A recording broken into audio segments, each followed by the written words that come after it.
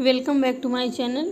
आज हम लेकर के आए हैं कक्षा 8 की संस्कृत विषय की शिक्षण योजना और पाठ का नाम है आश्रमः। शिक्षक भाई और बहनों, आज हमने संस्कृत विषय की शिक्षण योजना बनाई है और यह कक्षा 8 की है। पाठ का नाम है आश्रमः। हमने इसको अपने ढंग से बनाया है, परंतु आप इसमें अपनी आवश्यकता अनुसार संशोधन कर सकते हैं। चाहे तो इसको 2 भागों में भी बना सकते हैं, 1 भाग में भी बना सकते हैं। तो आइए आरंभ करते हैं कि कैसे बनाई है हमने। देखिए, सबसे पहले 4 कॉलम खींचे हैं हमने।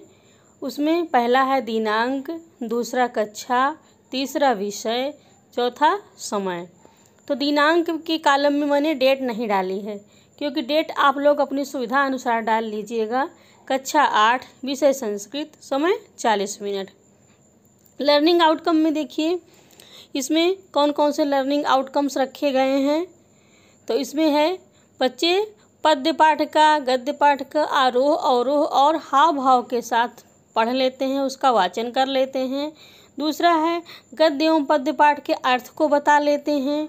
नंबर 3, कथा पाठ का सारांश अपने शब्दों में लिख लेते हैं। नंबर 4, पाठ के प्रश्नों के उत्तर संस्कृत में बता और लिख लेते हैं। तो ये तो थे लर्निंग आउटकम्स।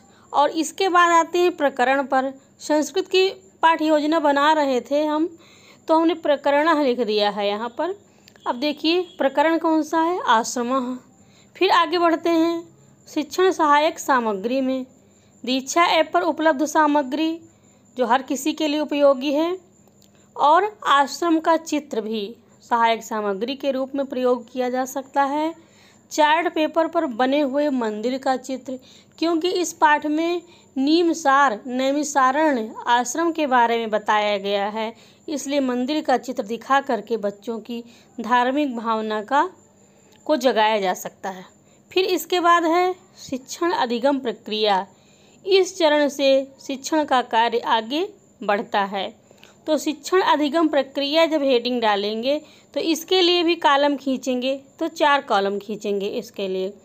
पहला होगा क्रम संख्या का, दूसरा होगा शिक्षण के चरण, और तीसरा होगा समय, चौथा होगा आकलन। आकलन वाले कॉलम में आकलन के तरीके, बच्चे किस प्रकार से सीख रहे हैं, कौन सी उन पर गतिविधि हो रही है, क्या तरीका है उनका, कितने क्रियाशील हैं। समय 5 मिनट का रहेगा।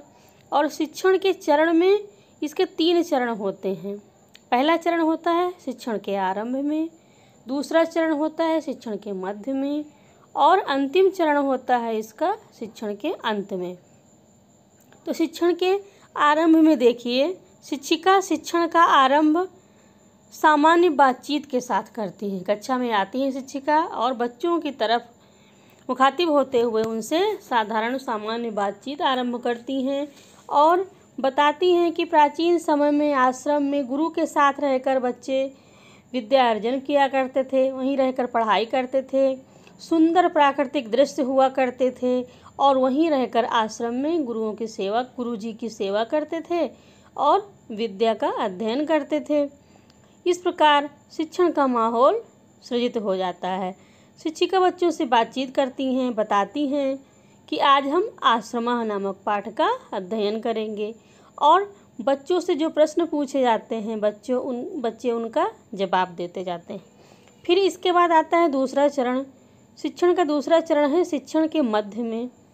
अब इसमें शिक्षिका की गतिविधि होती है, वो पाठ का वाचन करती हैं और बच्चों से भी पाठ का वाचन करवाती हैं, हिंदी में पाठ का अर्थ बताती हैं और कतिपय बच्चों के साथ पाठ का वाचन करवाते हुए पाठ में आए हुए कठिन शब्दों के अर्थ बताती हैं और उनका अर्थ स्पष्ट करती हुई ब्लैक बोर्ड पर श्यामपट्ट पर उनको लिखती हैं, और बच्चे भी उनको ध्यान से सुनते हैं, देखते हैं और अपनी अपनी उत्तर पुस्तिका में उतारते हैं उनको।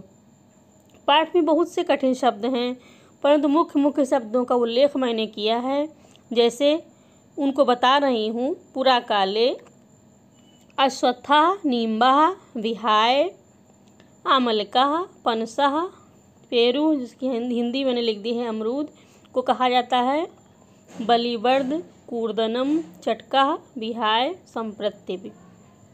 शिक्षिका पाठ का अर्थ बताकर बच्चों से कुछ प्रश्नों के उत्तर पूछती हैं। इन्हीं प्रश्नों के उत्तर पुस्तिका पर भी लिखने को कहती हैं। इस प्रकार शिक्षण क्रिया चलती रहती है और इसके लिए 20 से 25 मिनट का समय निर्धारित किया जाता है। बच्चे भी सहभागी रहते हैं शिक्षण कार्य में। प्रश्नोत्तर का जवाब, प्रश्न जो पूछे जाते हैं उनका जवाब देते हैं और कक्षा में सक्रिय रहते हैं। फिर शिक्षिका बच्चों से पूछती हैं, आश्रमस्य समीपे का नदी प्रवहति। बच्चे जवाब देते हैं, काले काले। फिर का वर्षति, इसमें दूसरा प्रश्न है। तीसरा है, वृक्षेषु कस्य कूर्दनम आनंदम ददाति। साथ ही साथ शिक्षिका कठिन शब्दों को इमला के रूप में भी लिखने के लिए कहती हैं। अब इसके बाद आता है तीसरा चरण, शिक्षण के अंत में। इसमें देखिएगा शिक्षण के अंत में क्या होता है। शिक्षण के अंतिम चरण में शिक्षिका बच्चों से कठिन शब्दों के अर्थ पूछती हैं।